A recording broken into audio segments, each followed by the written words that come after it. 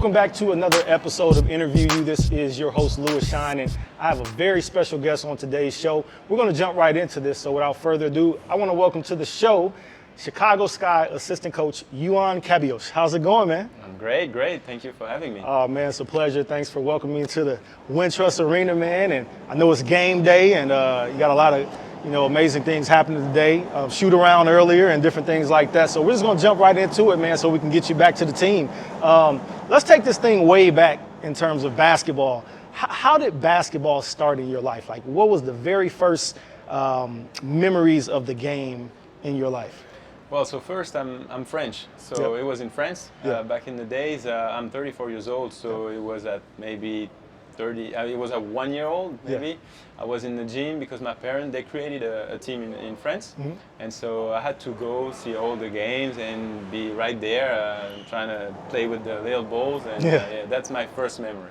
Good stuff. So, at what point in the game that maybe you thought that you wanted to be a coach? Was that at a young age? Was that later on in life? Like, where was that transition for you to say, you know what, I want to coach this game? Yeah, at 18 years old. Yeah. It was really clear in my mind. I finished the high school in France, and I wanted to be a coach because I just felt like I wanted to learn, accumulate some knowledge, and then just teach and decide on the sideline, decide who I'm putting on the court, decide the strategy, decide everything, and I really loved it.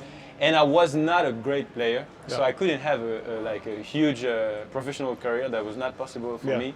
So, but I still wanted to be in the highest level possible, and so the coaching was the solution for me. Yeah, talk a little bit about the French game. The United States game, the French game. We always hear those different comparisons, from players, how it's taught, how it's coached. Talk about, from your perspective, the difference between the two styles of games. Well, it's a lot of one-on-one here in the States. A lot of one-on-one physicality. The players want to really make the difference by himself or by herself. But in France, it's more a collective approach, passing game. And then I want to say that because of the NCAA, the university here, basketball is a solution for some kids, boys and girls, to achieve something and to actually earn some money, and it's not easy to do. So it's a lot of competition here in the States, more than in France. In France, it's easier to be professional, actually. Here it's harder, so I want to say that it's more fighters here in the States. It's really more engaged physically in the game than in France. But in France, we do have, because of the African players too that are in France, a lot of physicality too, and a lot of athleticism that we use. But the approach is more team than here. Gotcha. So you spent a lot of time in both places. Talk a little bit about your time coaching overseas, but then, just the transition of, just give us a snapshot of being over there and then transitioning over here, like immediately after. What is that? Walk us through that a little bit. Well, so I've been a head coach in France for 15 years, but I started from the very bottom, like on the lowest division, and then I was able to, through 4 different teams, to go from this bottom division to the Euro Cup and the first division in France. So that was my journey in like the last 10, 12 years. And here at the Sky, I'm working with the Sky for 5 years now. So every time the season is finished here, I go back straight home in France to coach the team. And then every time in France is done, I come back here. So I don't really have vacation since COVID, but it's really nice. I have to adjust sometimes. Of course, the language is the first thing. Even if in France I coach in English too, because we have foreigners, we have American players, or even other European countries players. So I coach in English every time. I see. Everywhere. But it's more the mentality, how to approach, and the level, because the WNBA is the best level of the world, so I have to adjust some stuff that I teach or that I ask or that I analyze or that I see, comparing to the Europe. Is still a good level because it's the best level in Europe, but it's just not the same. Yeah. Talk to us a little bit about, some of the success. I know that with the Chicago Sky, you have a championship ring, and you were a part of that experience. Just maybe share with us a few of those memories and even some of your success overseas that are good memories for you. Well, of course, here in 2021, we won the championship. Yeah. That was a huge memory. 2 years ago, I was a video coordinator and player development, also with some guards. Yep. So my role was not as big as now, but it was still important, and that's what I really like here in the States, is that everybody's in the team or in the staff feels appreciated, and especially we were with Coach James Wade, that makes sure that everybody feels appreciated like this. So it was nice, and sharing that with a family like we had 2 years ago, and it was really amazing. It was really amazing, especially. We went through a difficult season because we were 16-16, sixth place, and it just clicked in the playoffs. And then we beat Phoenix 3-1, and it was really amazing for me as a French guy. Be able to have a ring today and live these moments, it was just amazing for me. And then in Europe, last year we won the French League and we won the Euro Cup with Lyon as well. It's the Tony Parker's team, so it was very nice too, because I feel like we had a lot of games and only two coach in the team. It was only the head coach and the assistant coach. I'm the assistant coach. I was in charge of the defense, the scouting, the analysis of our game, and the player development too. Yeah. And so it was really tiring. I was exhausted at the end, but sharing that with the players, that we were a family too, and it was really amazing. And especially beating Galatasaray in the final. It's a Turkish team. We won by 39 games the first leg, 39 points, the first leg of the final. So that was just unexpected. Man, that's good stuff, man. It seems like you had some success, man, and just growing in the game. And talk to us a little bit about some of your favorite areas of just being a part of the game, just coaching. Like, is it the player development? Is it the actual games itself? Like, what do you thrive off of? Well, so James Wade brought me here to be a video coordinator. He wanted somebody with a head coach experience, even if it was not at the biggest level, but still a head coach mentality. So I could see the game and try to analyze stuff through the software that we have, Sports Code, and understand his mind too. Yeah. So I've developed, with the help of James, of course, that told me everything he wanted. Yeah. I've developed like kind of a software on Sports Code to analyze our game offensively, defensively, and be able to see the video, see the clip, show to the players, show to us in the meeting, very easily. So that was the first thing why I was here. But my favorite thing in coaching is really the strategic part, the collective, the team part. What choice we have to make offensively, defensively to beat the opponent. It's more, like what plays we have to run, what situation we have to put the players in, what do we have to do on pick and roll against this player, and that's really what I prefer in the game. Yeah. And speaking of Coach Wade, I had an opportunity to connect with him. He spoke at one of my coaches' conferences and worked with one of the local high school teams that was there with him. So it was pretty cool. But just with the wealth of knowledge that he has, just talk about what it's meant to you, just to have someone, you being a coach, you growing in the game, but have someone that, has that kind of wisdom just to kind of bring you here, but also just depart, like I know he probably has, giving you a lot of different wisdom. Like, what has that meant to you? Well, first, I know I couldn't experience all of that if he wasn't there and gave me my opportunity, my chance 5 years ago. So I'll be forever thankful because it's, when I know that. And then he's somebody that feels the game like nobody else I've ever met before.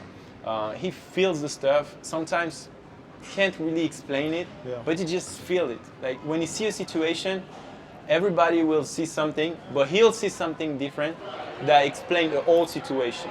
So this feels that he has for the game is really amazing, and that teach me a lot, because I learned a lot during, staying with him and talking to him, and it was really amazing. Really amazing.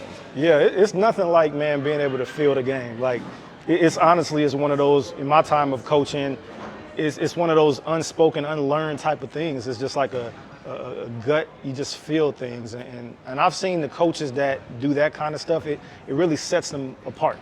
Yeah. So I can tell more in details what I think. It's really sometimes you want to see the situation and you want to understand the great read of the situation. Oh yeah, but because the defense does this, we should do that. Yeah, but what if the player in action, this is the strength of the player, Yeah. and so this is what she wants to do because that's her strength. Yeah. And then you start analyzing the context differently. Oh, but yeah, she does that because she's a great three-point shooter. Just an example. Yep. Oh, she does that because she doesn't want to get big on her left, or whatever stuff Yeah. it is. Yeah. But then now, since I'm here in the WNBA, I try to put everything I see in basketball in the context. Okay, they're doing something, maybe it's a mistake, but why? And how does it, like, why these mistakes happen or why this situation is made like this is just because of the context.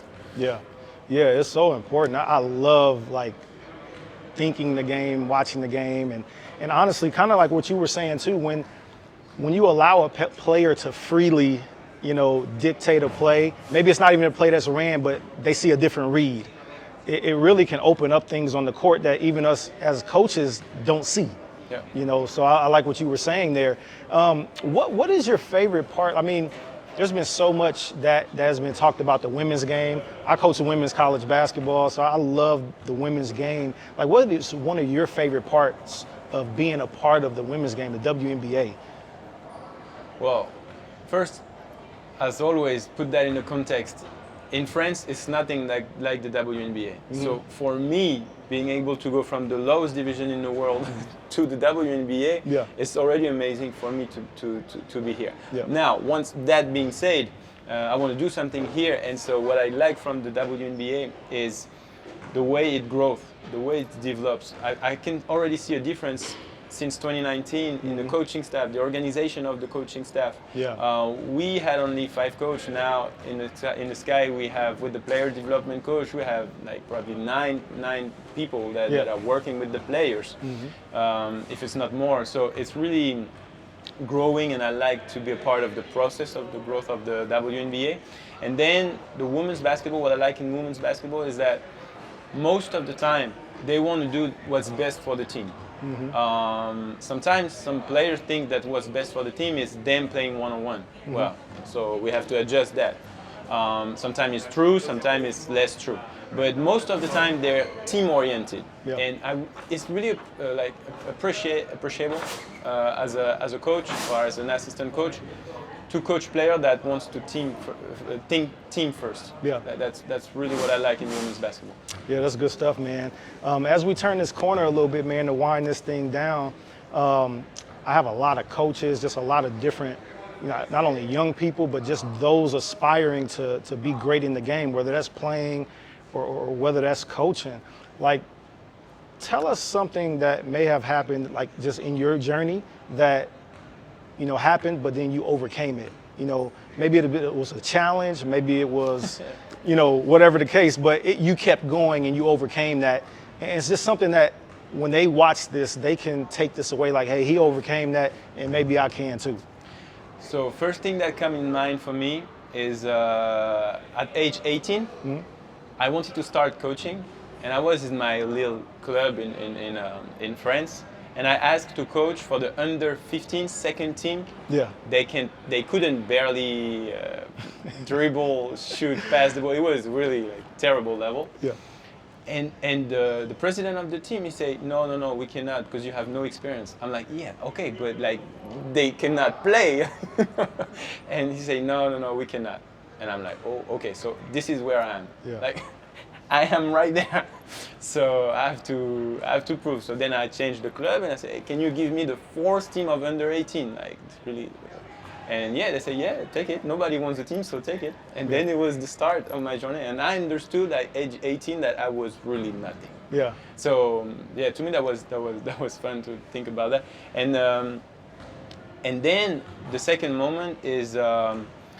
When I arrived here in 2019, so it was a shock because I couldn't really speak English like I can speak now, even if it's far from perfect. But I can understand at least the stuff. And in 2019, let's say I could understand 50, 60%, you know. And it was hard because discovering a new country, a new language, a foreign language, a new style of basketball with this intensity, with high responsibility, because like a lot of people want your spot. Then I was really under pressure, and after practice, I went back home, and at 3 p.m. I fell asleep every day because I was exhausted by the focus I needed in the whole morning of practice about understanding the language, the words, everything. Everything was new, so that was really hard. Yeah. And but then it was just an adjustment part, and I worked my ass off to understand more, to memorize more, to talk more, and then now it's just the process. And now I'm on the bench, and it's just amazing. Yeah, and nothing like being on that bench, man, the sideline, man, as a coach, man. So as we end this thing, man, what's something that you've lived by? You know, it could be a quote, a saying, it could be a scripture, like something that you just carry with you day by day. It may be as you're on the road, going from city to city, before home games, just something that just keeps you inspired.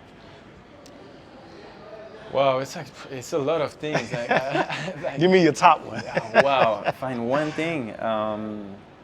Yeah. A lot of people when I was between 20 and 25 years old, they were telling me, "But you're too confident. Yeah. You don't really listen to others. You think you're the best. Blah blah blah." Yeah. And it was true. It was true. And it's this confidence that I never want to lose. Because I know a lot of times in my career, when you lose one game or two games, when it's hard with the player, like difficulties happen all the time in coaching. Then if you're confident in yourself, then you'll be able to go over this and just move on and just keep improving. But I understood at age 25, after a lot of people told me that, I was like, oh, maybe they're right, so let's do something. I just opened my mind, opened my eyes, and trying to listen to everybody. Yeah. And so once I did that, everything changed in my career. Like it went so fast after, because I was able to memorize the stuff better and to be open-minded to other opinions and stuff like this. Yeah. And so that's something I keep in mind all the time. Like even if somebody has a different opinion, I need to be sure of my strengths, but I need to listen because maybe he's going to bring me something. Yeah. And the second thing that I always keep in mind now for months or years now is that if I'm talking to you, it's going to be different than if I'm talking to somebody else or talking to somebody else, because everybody's different and it's different types of personalities among the players and the coach. So it's different way to approach the players depending on their personality, different way to challenge them, to understand them, to see their reaction and understand their reaction. So it's something I keep in mind all the time, because I used to, like a lot of coach only one way. Like this is how I am. Boom, I'm telling you, you gotta do this like this, bam, bam, bam, but it just doesn't work with everybody. And so now I understood that you have to adjust the way you coach depending on who you coach. Yeah, it's good stuff, man. Lastly, we talked a little bit about your family earlier. So, and I know like with this coaching thing, I actually was still a coach when I was engaged, and then I got married. I was still coaching for a short time. So I understand how important the family aspect is, because it's a grind coaching. You know, it's always working. You're scouting, you're watching film, you're moving. But then to have that family that's supporting you, like how important is that for you? Oh man, it's just huge. It's huge. Because Alice, my wife, and I mean, we're not married yet, but so my partner, I won't say, but and my two kids, Amaya and Simone, it's just amazing the support that I feel from them. They're always like, oh, it was a good game, or oh, it's okay, you're gonna move on, you'll be okay, and if you want to do this, then do it. Like I just had a baby. Simone is 3 months old only. But Alice told me, but like the sky is for you. It's a part of your career. It's important, so we support you even remotely. Like so I couldn't do all of that. Same in Lyon last year. It was really hard with the championship and the Euro Cup. Like I couldn't do all of that if Alice and Amaya and Simone were not there with me. It's just so important. It's important, man. And I couldn't imagine. I've never been that far away. you know, but I'm pretty sure those FaceTime calls or when you Yeah. connect with them are like everything to you, you know? Yeah. So, man, this has been awesome, man. I really appreciate this coach just taking time on a game day to just, you know, chat, man, and just talk to my audience about your life and just your experiences and things like that, man. So thanks for allowing me to interview you. Thank you very much for having me in the podcast. It was a really nice moment. Yes, sir. And no, I appreciate it. Thank No you very problem. much. And before we go, can you tell us where can they find you on social if they want to follow your journey or just connect with you there? Can you share your handles with us? Oh yeah, so I'm on Twitter or Instagram. Yeah. Twitter, you just type my name, say Yoann is French, and my last name is Cabioc'H.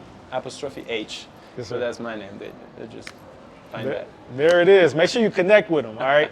And I will, wherever you see this, you'll see his handles down low, or if this is social, you'll see him tagged in the comments. So until next time, guys, thank you so much for tuning in to InterviewU. We'll see you on the next episode.